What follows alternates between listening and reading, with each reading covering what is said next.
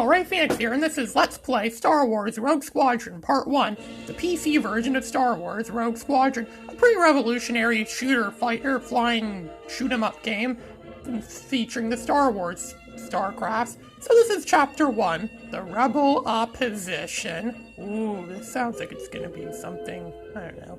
6 months have passed since the Battle of Yavin. The Death Star has been destroyed, but the fight for freedom is far from over. I think we already know that, but who cares?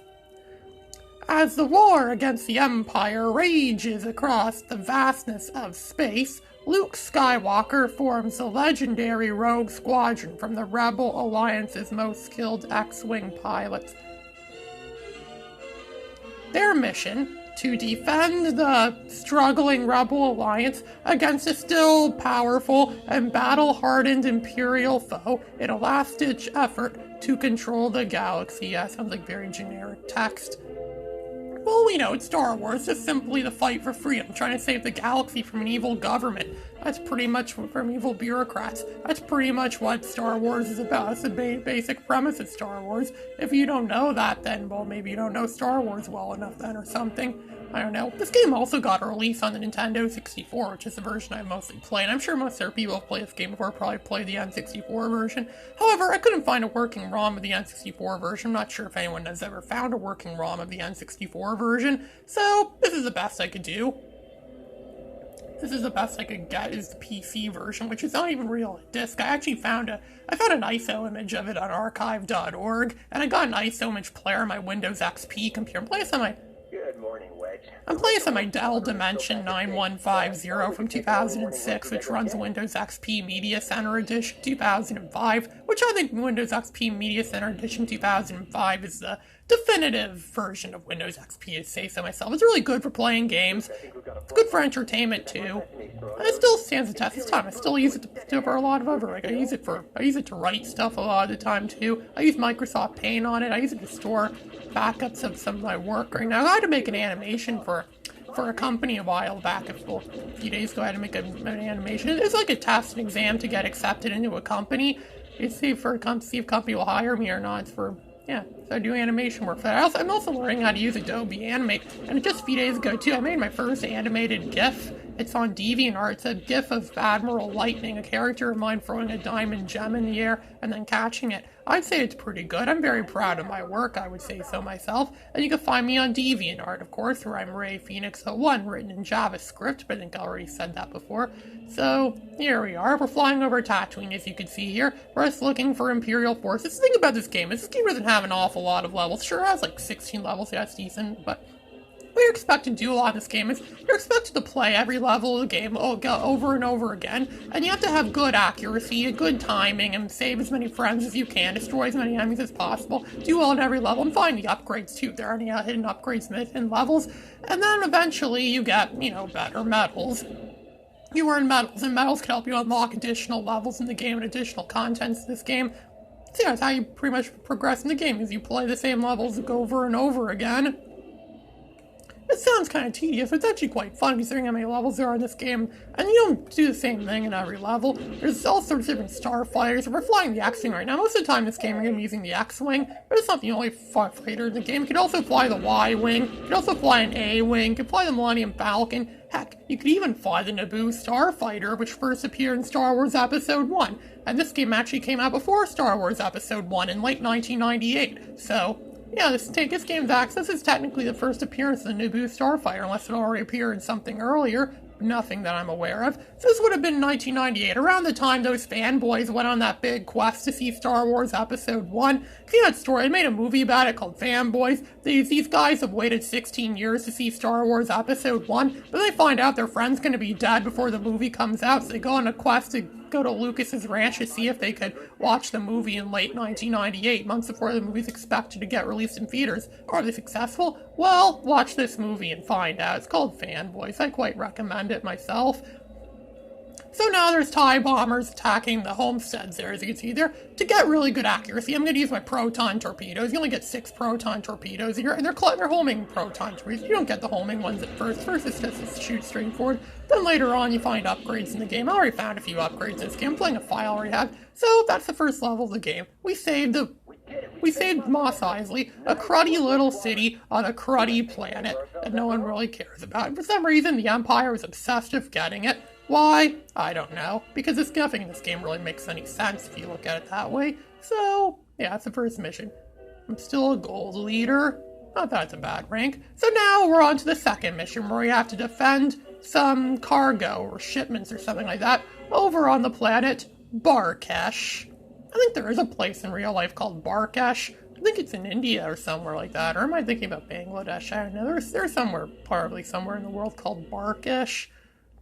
It looks like a grassy,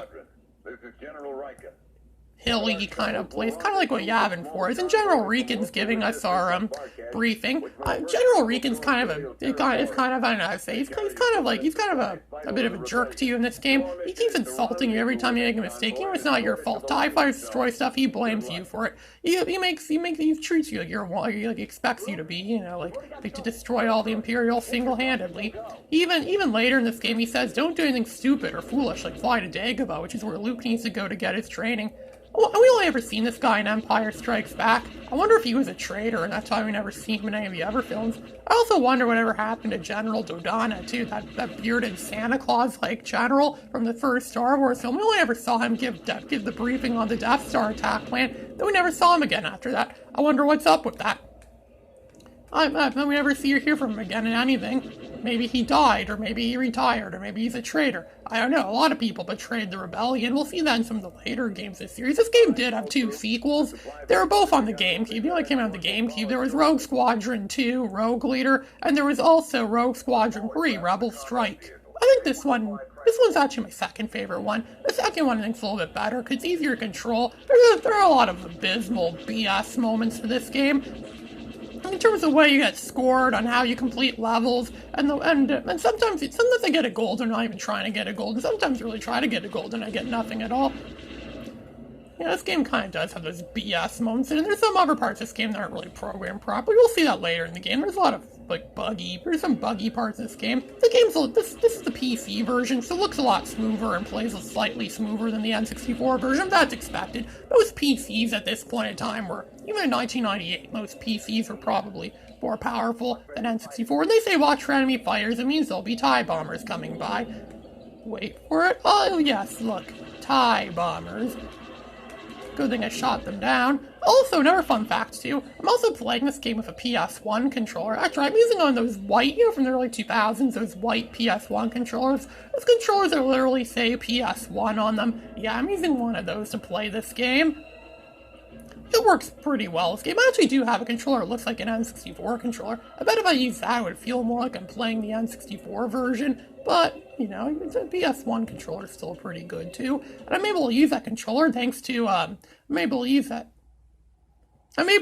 controller thanks to a little, like a, what's it called, like a card reader kind of thing, but it's like it allows you to plug your controller into the PC through USB.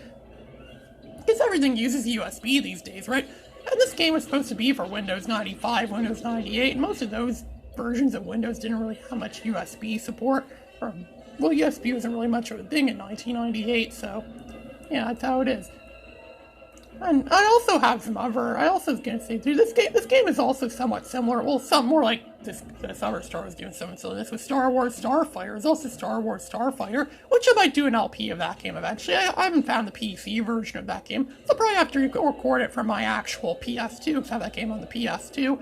Same with its sequel, Star Wars Jedi Starfighter, and the same people made this Rogue Squadron game, Factor 5. They also made another game similar to this called Star Wars Battle of Naboo. I have not found a working N64 ROM of that game, nor have I found a working ISO image of that game. I actually did find a nice image on archive.org, and I tried playing it, but the game got all corrupted and didn't really work very well, so yeah, that's how it is. I'm probably not going to be doing an LP of that game anytime soon, unless someone uploads a proper working version of it to archive.org. Or something. I really like archive.org. You can find a lot of great old PC games and great old content of all sorts. I myself have uploaded a lot of stuff to archive.org. I believe we have a civic duty to preserve history, to preserve video gaming history, or entertainment history, or music history, or any kind of history for that matter. And that's kind of what we do by putting these games up on here so people that have old PCs can play them. Sounds like me, because this is why it's a good idea to have an old PC. And this game doesn't actually work on Windows 10. I actually thought it was because my Windows 10 is 64-bit and this game only works on 32-bit. But I saw someone else play the PC version of this game, and they were using 64-bit Windows 7, and it seemed to be working fine. So yeah, maybe it just doesn't work on Windows 10. But I wonder if it would work if I had Windows 7. But again, I never really used Windows 7 that much. I had a really bad experience when I first used Windows 7. It crashed on me, but the reason why it crashed me, because using it on a crappy netbook, a crappy, shoddy netbook, and the reason why that netbook didn't work very well was because my dad took it apart and tampered with it, and he probably broke a lot of things in it before I actually gave it to it. My dad always does that to electronics he buys from me. He always takes them apart, and he smashes them up, or breaks them, or he thinks he's making them better, but really he's not. He always does that to everything he buys. I mean, when he was a kid, he did that. His dad said that when he was a kid, he would always take stuff apart and look at it, have a good look at the inside of it. But really, he's only benefiting himself. Not even himself, because he has the worst luck of electronics. Almost every electronic he owns is broken on him at some point in time or another. So we shot down those few little stormtroopers to see they were hiding. They're kind of hard to see because they're very, small. Okay, so I think we just completed the level. Yes, we did. We cleared this mission. There's the Imperial shuttle there. And so, yeah, that's pretty much the first two missions of Star Wars Rogue Squadron. There's a lot more to come. This is Ray Phoenix, signing out.